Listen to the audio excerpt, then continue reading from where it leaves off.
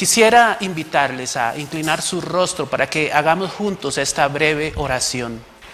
Padre que estás en el cielo, nos acercamos a ti con humildad, buscando la dirección de tu Espíritu Santo, para que Él sea nuestro maestro al abrir tu palabra y pueda conducirnos a toda la verdad, a esa verdad maravillosa que santifica y que liberta. En el nombre de Jesús. Amén y amén. Quisiera invitarles a abrir sus Biblias en el libro de Efesios, el capítulo 6, el versículo 12. En este pasaje de la Escritura abordamos un asunto o una realidad espiritual que no podemos soslayar ni pasar por alto. Efesios capítulo 6, el versículo 12, dice la palabra de Dios de esta manera: la batalla que libramos no es contra gente de carne y hueso, sino contra principados y potestades, contra los que gobiernan las tinieblas de este mundo, contra huestes espirituales de maldad en las regiones celestes. A partir de este pasaje de la Escritura, nos queda claro que los creyentes nos encontramos en medio de una batalla. Y en esa batalla no estamos luchando contra las personas.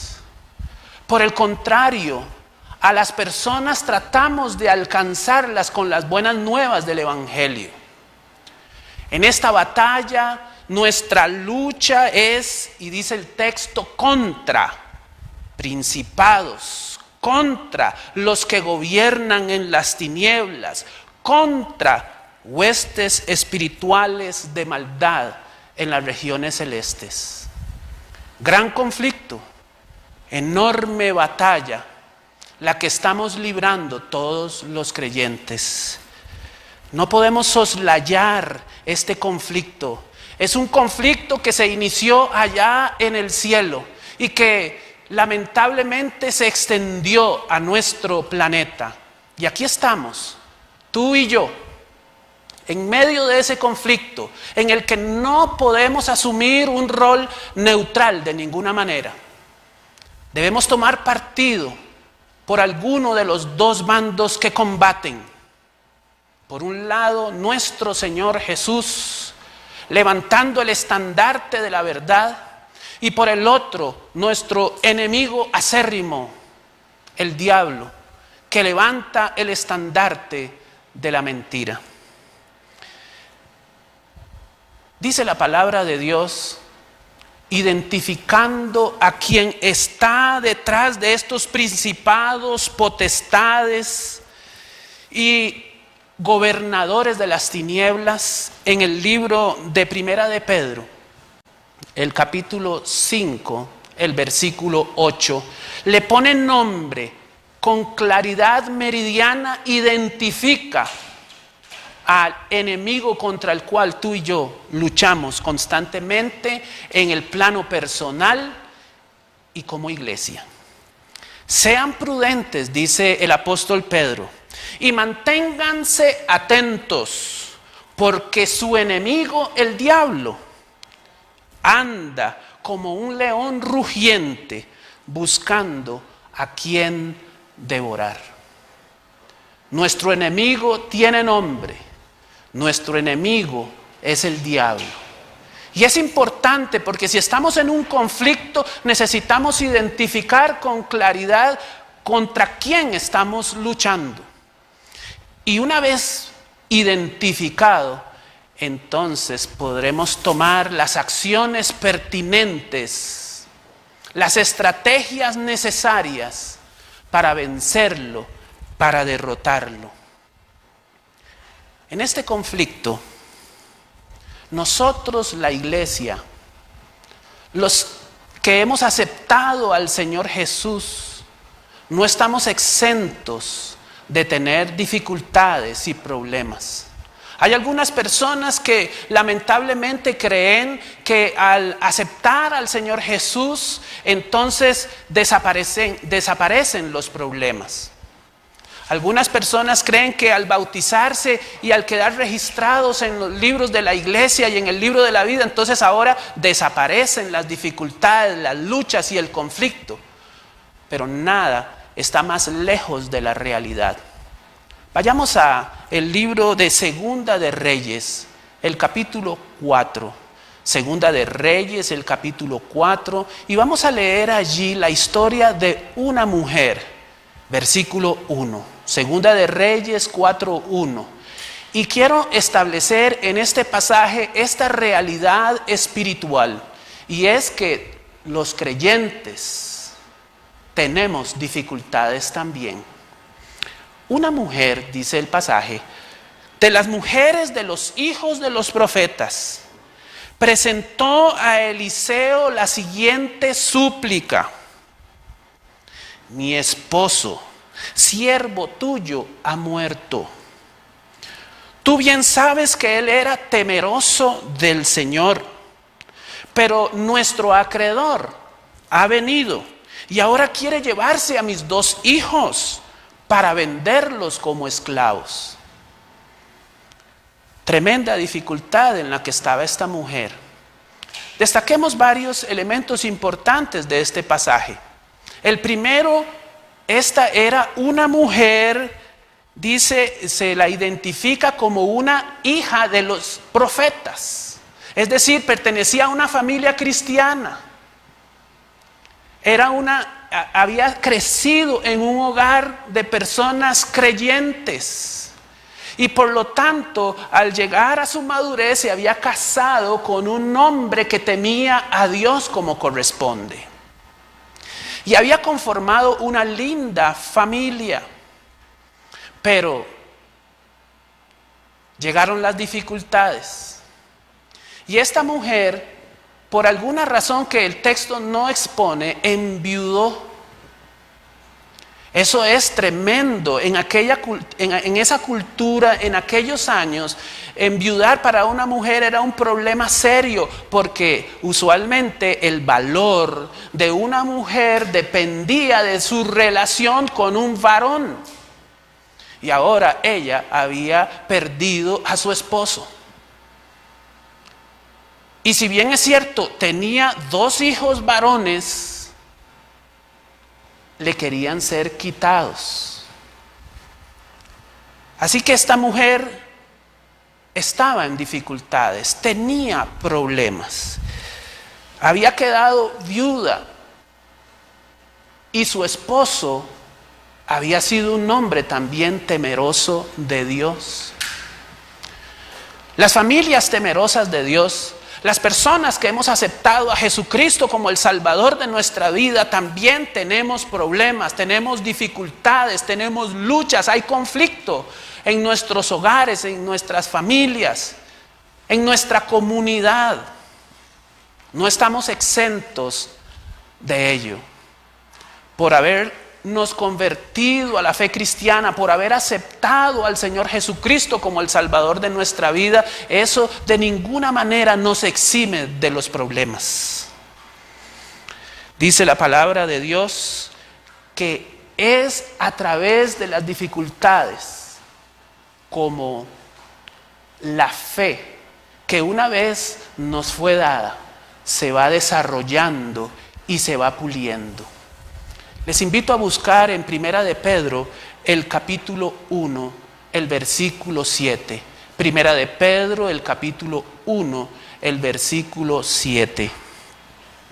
Dice aquí el apóstol inspirado por el Espíritu Santo: pero cuando la fe de ustedes sea puesta a prueba. Está claro entonces que nuestra fe es puesta a prueba.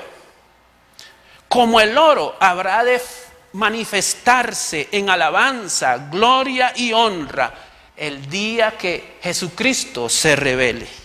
El oro es perecedero y, sin embargo, se prueba en el fuego. Y la fe de ustedes es mucho más preciosa que el oro.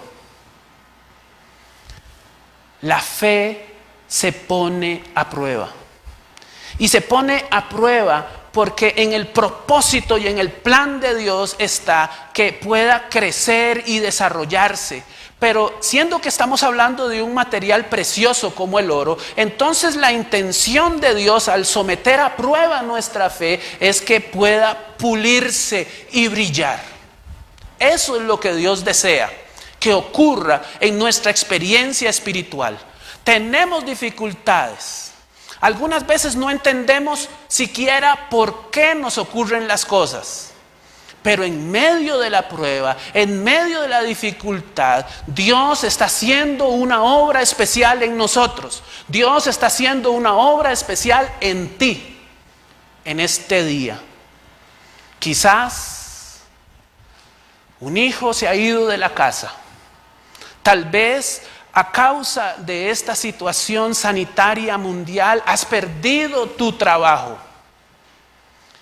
De tanto tiempo de estar en este encierro, tienes dificultades con tu esposa o con tu esposo.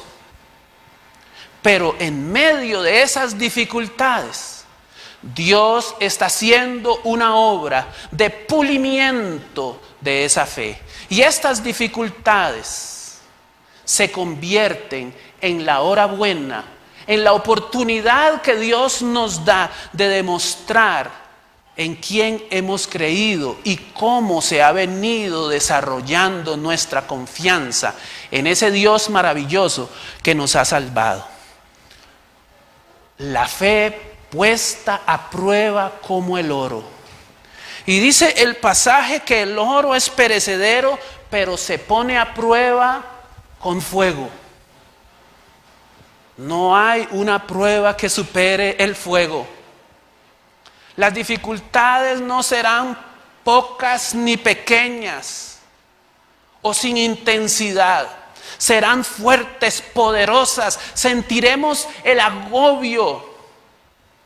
Pero Dios está trabajando para que esa fe resulte más preciosa aún que ese mineral que apreciamos tanto entre los seres humanos. Eso es lo que Dios quiere. Pero en esa lucha, en ese combate espiritual, en esa batalla en la que usted y yo nos encontramos, algunos de nosotros asumimos una actitud incorrecta. ¿Cuál podría ser una actitud incorrecta? ¿Cuál, o mejor dicho, cuál no debería ser nuestra actitud cuando estamos enfrentando las dificultades y las pruebas? Entonces vayamos al texto que está en el Evangelio de Mateo, el capítulo 8. Y nos encontramos aquí una experiencia interesante de Jesús con sus discípulos. Están en el lago. Un día cansado, agobiado. Jesús siempre rodeado de personas. Tienen que cruzar al otro lado y la forma más rápida en lugar de bordear el lago es cruzarlo, navegar en un bote. Pero como de costumbre, por la ubicación geográfica, se generan en ese lago tormentas.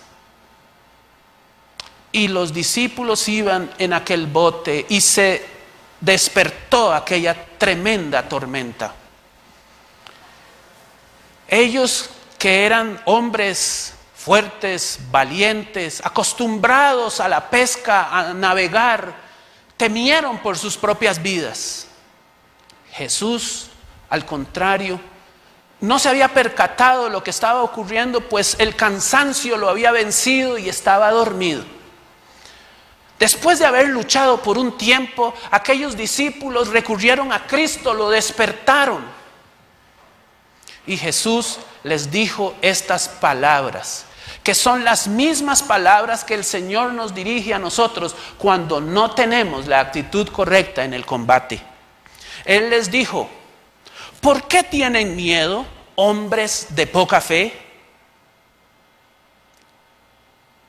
Entonces se levantó, reprendió al viento y a las aguas, sobrevino una calma impresionante, dice la palabra de Dios. Pero quiero destacar la pregunta desafiante que le hace Jesús a sus discípulos en aquel bote. ¿Por qué tienen miedo, hombres de poca fe? La actitud incorrecta frente a las dificultades. La actitud que Dios no espera de nosotros, sus hijos e hijas, cuando estamos en esta batalla, en este combate, cuando sentimos que se nos mueve el piso y que perdemos el control de las circunstancias que nos rodean. Él no espera de nosotros temor. Él no espera de nosotros que nos falte la fe. Porque en realidad el temor es consecuencia de la falta de fe. Como dije, quizás un hijo abandonó los estudios, o quizás estamos teniendo serias dificultades en nuestro trabajo, o lo hemos perdido del todo, o tenemos dificultades en nuestras relaciones, en el matrimonio. Dios no está esperando que nosotros manifestemos miedo. Porque cuando manifestamos miedo en las circunstancias adversas de la vida, en realidad estamos evidenciando que no tenemos fe. Y no importa cuánto tiempo haya transcurrido desde que conocimos al Señor Jesús, hasta el día de hoy. Si han sido 1 año o 5 años o 20 años, vienen las dificultades, nos aterrorizamos y evidenciamos que todos esos años, todo ese tiempo en la iglesia no han servido de mucho porque no hemos aprendido a confiar.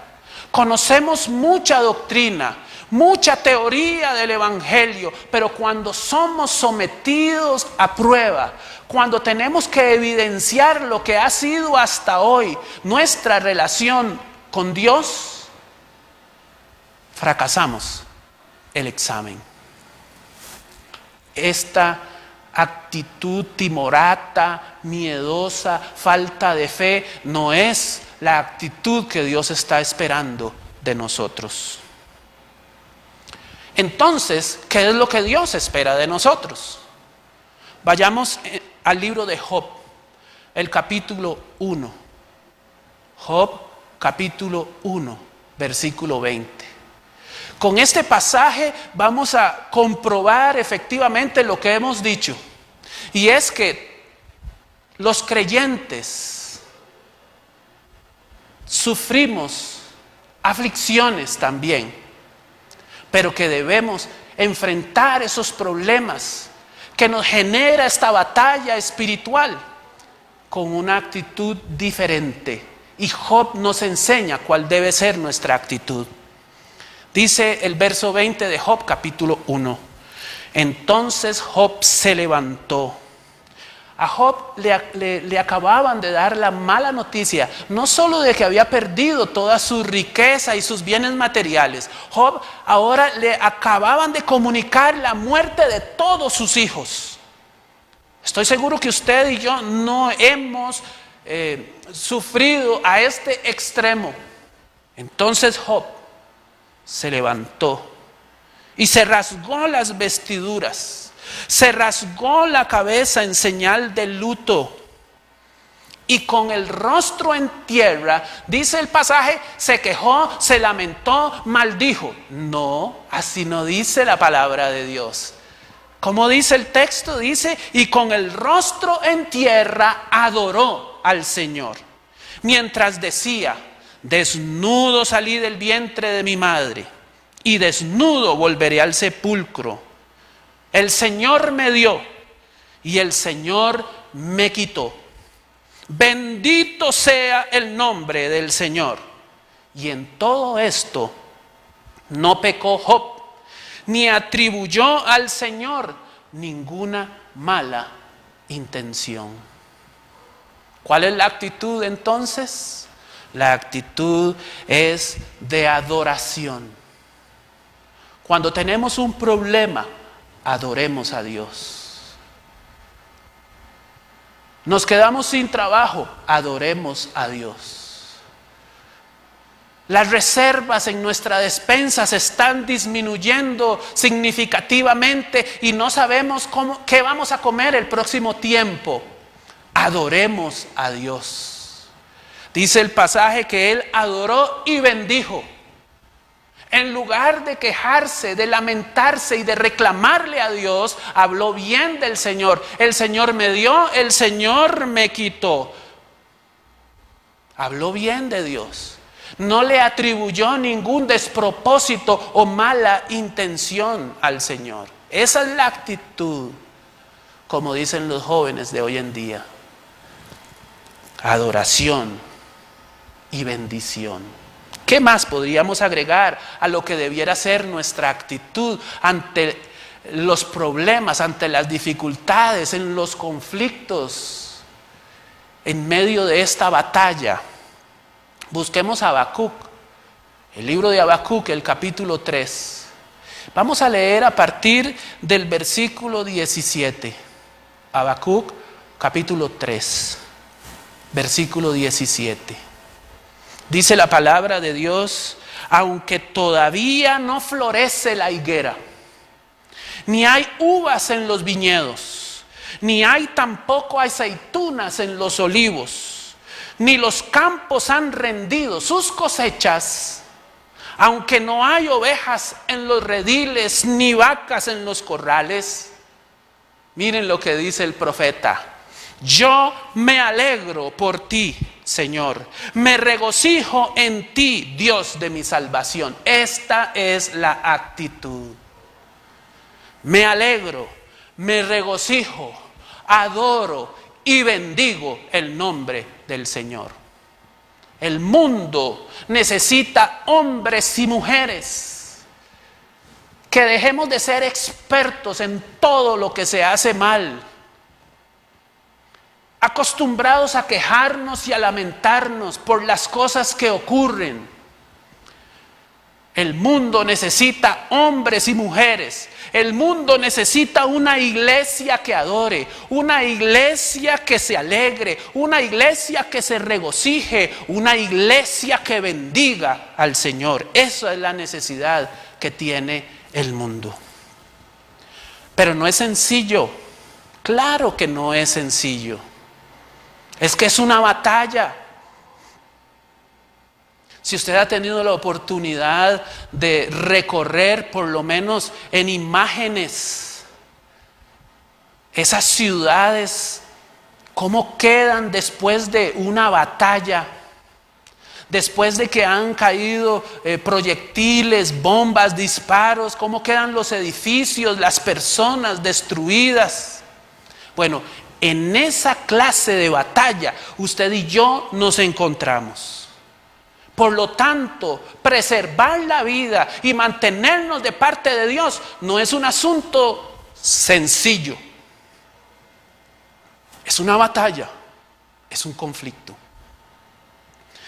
Dice Primera de Timoteo, capítulo 6. Aquí el apóstol Pablo le está hablando a este joven pastor, una persona que estaba haciendo sus primeras armas en el ministerio. Versículo 12 de Primera de Timoteo, capítulo 6. Presenta la buena batalla de la fe. Otra versión de la escritura dice pelea. Pelear es pelear. Pelear no es acariciar. Pelear es golpear con violencia. Pelea la buena batalla de la fe. Aférrate firmemente, con fuerza, con agresividad a la vida eterna, a la cual fuisteis llamado cuando hiciste la buena profesión delante de muchos testigos. Sí, estimado amigo, este tiempo en el que Dios nos ha permitido vivir, y como alguien dijo en una ocasión, tenemos el privilegio de ser la generación, la última, la que precede la venida maravillosa de nuestro Señor. Necesitamos entonces, hombres y mujeres, una iglesia que pelee, que luche, que se aferre agresivamente a la vida eterna y que nada, absolutamente nada, nos arrebate el premio por el cual Cristo murió. Un insulto de la calle no nos puede arrebatar el premio. Un desprecio de un familiar no nos puede arrebatar el premio. El desempleo no nos puede arrebatar el premio. La falta de alimentos en nuestra alacena no nos puede arrebatar el premio. Tenemos que aferrarnos a Él con firmeza. Tenemos que luchar, tenemos que batallar. Aférrate, pelea, no te rindas, es lo que el Señor nos dice. Y siendo que es una batalla, hay violencia. Miren lo que dice Mateo capítulo 11, versículo 12. Estas son palabras del Señor Jesús. Dice así: desde los días de Juan el Bautista hasta ahora, el reino de los cielos sufre, ¿qué sufre? Violencia. Y los violentos lo arrebatan. Sí, es que nuestro enemigo, nuestro adversario de quien hemos hablado, el diablo, no tiene ninguna misericordia cuando nos atrapa como una presa. Entonces, siendo que Él nos trata con violencia, nosotros debemos responderle de la misma manera. Por eso dice, el reino de los cielos hasta ahora sufre violencia. ¿Y quiénes lo arrebatan? ¿Quiénes lo alcanzan? ¿Quiénes lo obtienen? Los violentos, es decir, aquellas personas, aquellos creyentes, aquellos cristianos, que en lugar de atemorizarnos y caer rendidos por la falta de la fe, nos apropiamos de las armas que Dios ha puesto a nuestra disposición y nos aferramos de la vida eterna con todas nuestras fuerzas. Y precisamente, ya que estamos hablando de un combate que es violento, es necesario que hablemos de armas. Vayamos entonces a 2 de Corintios, capítulo 10. Y vamos a leer allí los versículos 4 y 5. Miren lo que el apóstol Pablo nos enseña en esta porción de la Escritura. Las armas con las que luchamos. Sí, con las que luchamos en este combate, en esta batalla espiritual en la que nos encontramos. Las armas con las que luchamos no son las armas de este mundo, sino las poderosas armas de Dios. Esto implica un cambio en nuestro pensamiento. Si no estamos luchando contra carne y sangre, si no estamos luchando contra carne y hueso, y estamos luchando contra esas potestades infernales dirigidas por el diablo, nuestras armas no pueden ser comunes. Tienen que ser armas poderosas en Dios, capaces de destruir esas fortalezas en las tinieblas y de desbaratar, dice la palabra de Dios, argumentos y toda altivez que se levanta contra el conocimiento de Dios, y de llevar cautivo todo pensamiento a la obediencia a Cristo.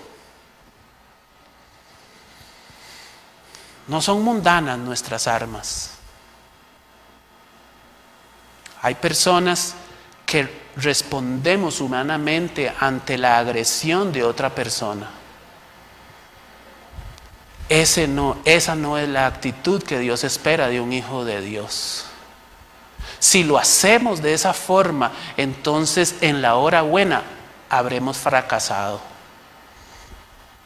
Si alguien nos insulta, nosotros no devolvemos un insulto. Si alguien nos golpea, nosotros no devolvemos un golpe. Si alguien nos ofende, si alguien nos roba, nosotros no devolvemos con la misma moneda. Por eso es que el apóstol Pablo dice, cambien su manera de pensar. Cambiemos nuestra manera de pensar. Si estamos en esta batalla y entendemos que es espiritual, entonces respondamos espiritualmente con las poderosas armas de Dios, capaces de destruir fortalezas, capaces de desbaratar argumentos. Detalla un poquito más estas armas en el libro de Efesios del apóstol Pablo. Efesios capítulo 6, y vamos a leer a partir del versículo 14. Dice la palabra de Dios: por tanto, manténganse firmes y fajados con el cinturón de la verdad, revestidos con la coraza de justicia y con los pies calzados con la disposición de predicar el evangelio. Además de todo esto, protéjanse con el escudo de la fe para que puedan apagar todas las flechas encendidas del maligno. Hasta aquí podemos identificar algunas de esas armas poderosas que Dios ha puesto a nuestro alcance. La primera, la verdad. Nosotros no necesitamos mentir. Nosotros no necesitamos engañar. En el mundo hoy en día hay muchas supuestas verdades, pero solo hay una verdad. Y esa verdad la tenemos nosotros aquí en la palabra de Dios, y solo hay una. Como decir que 2 más 2 es 4, eso es innegable, indiscutible. Nosotros tenemos la palabra de verdad en nuestra mano, y esa es un arma poderosa. Los hijos de Dios no mentimos. Los hijos de Dios siempre hablamos la verdad. Y cuando decimos sí, es sí. Y cuando decimos no, es no. Y no andamos allí entre dos aguas. Otra arma poderosa es la justicia, dice el pasaje. La coraza de justicia. Entre nosotros no hay o no debe haber injusticia. Ser justos es darle a cada quien lo que merece. No es regalarle, pero tampoco es quitarle. Es lo justo. Dios es justo con los seres humanos. Él nos trata con justicia. Y si hemos de estar con Él en el reino de los cielos, es porque es lo justo y lo correcto para nosotros. Y si hemos de quedar excluidos, que Dios no lo quiera de esa manera, es porque de igual manera es lo justo y lo correcto. Esa es una arma poderosa, la justicia. El mundo está inundado de injusticia. Hombres, muy pocos por cierto, ostentando la mayor riqueza en el mundo, y la mayoría de las personas en pobreza, en necesidad y en miseria. Países poderosísimos y muy ricos, y al mismo tiempo países pobres y miserables. Pero todo esto se acabará cuando el Señor Jesús venga a establecer su reino de justicia. Ese reino que no será jamás sucedido por ningún otro reino. Y a nosotros, mientras tanto, nos corresponde aplicar y vivir la justicia en nuestro hogar, en nuestro trabajo, en nuestra comunidad, en nuestra iglesia. Porque esta es un arma poderosa. También tenemos en este pasaje el evangelio. La predicación del evangelio es un arma que Dios ha puesto a nuestro alcance. Es que el evangelio son buenas nuevas, son nuevas de salvación, son nuevas, buenas nuevas de victoria, de salvación por la gracia. Y es así como empezamos a cautivar el corazón de muchas personas que no creen, y las estamos trasladando del reino de las tinieblas al reino de la luz admirable de Cristo Jesús. Y cuando llenos del Espíritu Santo de Dios, hablamos con la verdad, actuamos con justicia y proclamamos las buenas nuevas, el enemigo no podrá tocarnos, no podrá tocarte.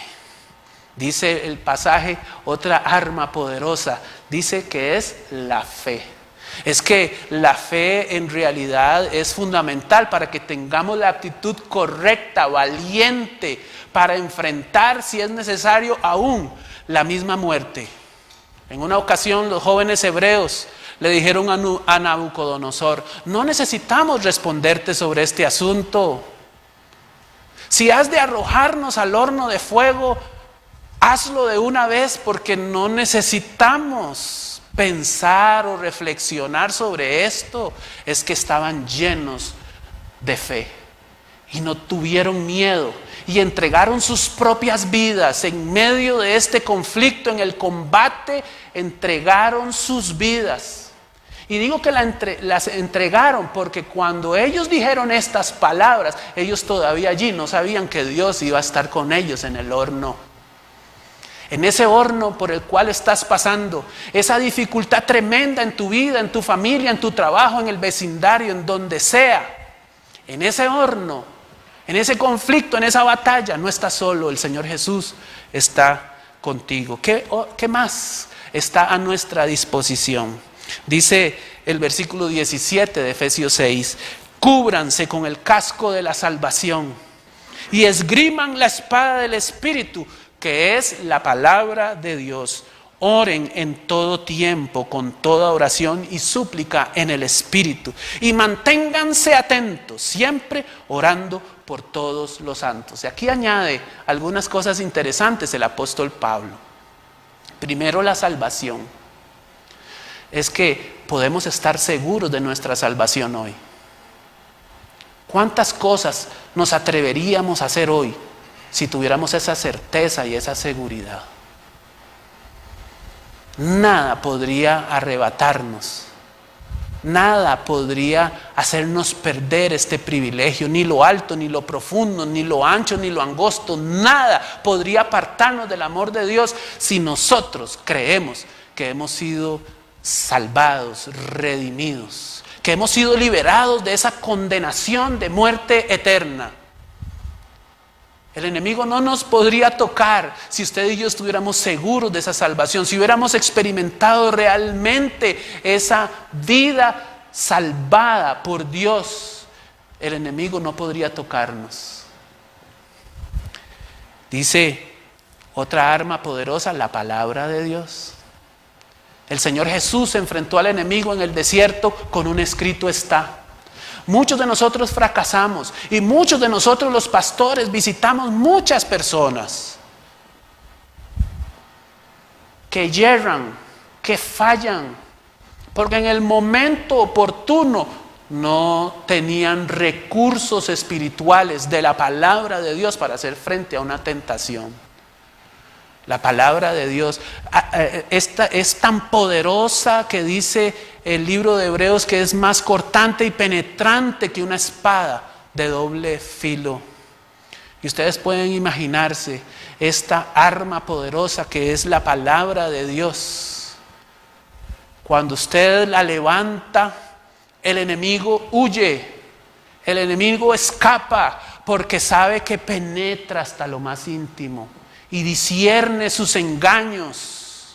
Sus acechanzas quedan desnudas delante de nosotros y lo podemos ver como Él realmente es y podemos rechazarlo en el nombre de Cristo Jesús. Y por último, menciona la oración.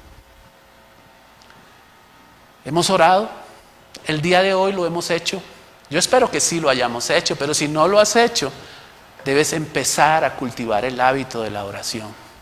Alguien dijo por ahí: mucha oración, mucho poder. Poca oración, muy poco poder. Quiero decirte que en esta batalla el Señor nos asegura la victoria. Él dice así, Romanos capítulo 8, versículo 37. Esta fue nuestra lectura principal de hoy. Dice así la Escritura: sin embargo, en todo esto, ¿en todo qué? En todo esto. ¿Y qué es esto? Bueno, en todas las aflicciones, en esta batalla, en este combate, en todas estas circunstancias adversas que nos aquejan como personas, como iglesia, como sociedad, en todo esto, tú y yo como hijos de Dios podemos ser más, óigase bien, más que vencedores por medio de aquel que nos amó. Linda promesa. Quiero que quede esto en tu mente esta mañana. Podemos ser más que vencedores. Tal vez hasta aquí hemos fallado, tal vez hasta aquí hemos fracasado, tal vez no hemos dado el mejor de los testimonios como hijos e hijas de Dios. Pero el Señor nos promete que en adelante podemos ser más que vencedores por medio de aquel que nos amó. No es por mi capacidad, no es por mi inteligencia, no es por mi sabiduría o por el título que tenga colgando en la pared de mi oficina. Eso no es que somos más que vencedores por medio de aquel que nos amó. Dice el Señor Jesús, porque de tal manera amó Dios, ese es el que nos amó. Ese es el que nos amó, porque de tal manera amó Dios al mundo, que dio a su Hijo unigénito para que todo aquel que en Él cree no se pierda, mas tenga vida eterna. Podemos ser más que vencedores, porque en esta lucha, porque en este combate, porque en esta batalla no estamos solos, porque Él nos asegura que podemos ser vencedores, porque Él nos regala su victoria sobre el enemigo. Que Dios te bendiga. Que Dios llene tu corazón de paz. La paz que sobrepasa todo entendimiento. La paz que nadie puede conocer, porque no ha visto ni ha conocido al que nos ha amado, que es Dios, nuestro Padre Celestial, su Hijo Jesucristo y su Santo Espíritu, que está con nosotros en medio del horno de fuego y el conflicto. Ahí con tu familia, únete, tómate de las manos de tu esposa, de tus hijos, de esos amigos que están contigo y hagamos juntos esta oración y pidámosle al Señor que nos conceda hoy en adelante victoria tras victoria, para que podamos al llegar al cielo testimoniar de la forma maravillosa en que Dios nos ayudó. Padre, muchas gracias, muchísimas gracias, Señor, por tu palabra poderosa. Muchísimas gracias, Señor, porque aun cuando debemos admitir que estamos en conflicto, en medio de esta batalla no estamos solos. Muchísimas gracias porque podemos ser más que vencedores por medio de aquel que nos amó. Y ese eres tú, Señor. Gracias porque desde antes de la fundación del mundo nos aseguraste la victoria sobre el pecado. Gracias porque desde antes de la fundación del mundo entregaste a tu Hijo por nosotros, porque nos amas en gran manera. Gracias, Señor. Muchas gracias. Gracias por esta linda audiencia que nos ha acompañado esta mañana.